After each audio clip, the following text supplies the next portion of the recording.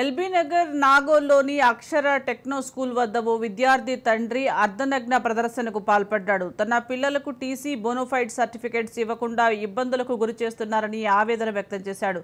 School యాజమాన్యం తీరుకు నిరసనగా gate ముందు అర్ధనగ్న ప్రదర్శనగా బైఠాయించి తమకు న్యాయం చేయాలంటూ విద్యార్థి తండ్రి ధర్మారెడ్డి డిమాండ్ చేశాడు.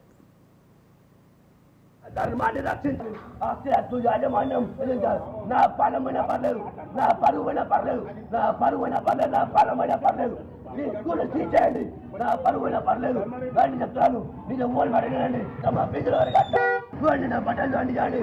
మీరు పిచ్చోని కాదు, నాకు స్కూలే ఉంది.